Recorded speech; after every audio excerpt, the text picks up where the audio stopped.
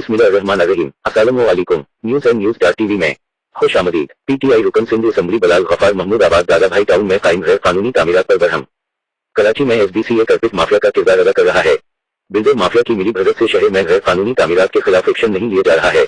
कराची 12 जुलाई। पाकिस्तान तहरीक इंसाफ के रहनुमा व रुकन सिंध असम्बली बलाल गफार ने कराची में जारी गैर कानूनी तामीरात के हवाले से बरहमी का इजहार करते हुए कहा कि कराची में गैर कानूनी तामीरात को फरोग़ देने में सिंध हुकूमत का हाथ है।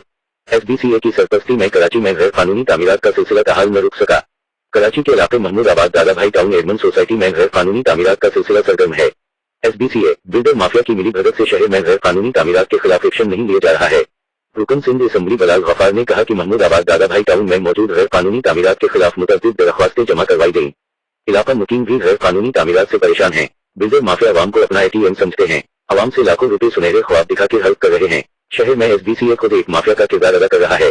एसबीसीए और बिल्डर माफिया ने सिंध हाई कोर्ट के आर्डर भी हवा में उड़ा दिए। गैर कानूनी तामीरात करने वाले बिल्डर्स की गुंडागर्दी बंद करने का वक्त आ गया है। गैर कानूनी तामीरात में इलाका पुलिस मजिस्ट्रेट भी बराबर के शरीक हैं। सिंध हुकूमत ने हर इदारे में रिश्वत का बाजार गर्म किया हुआ है। एसबीसीए सफेद हाथी बना हुआ है और सिंध हुकूमत एसबीसीए को थपकी देने में पेश है।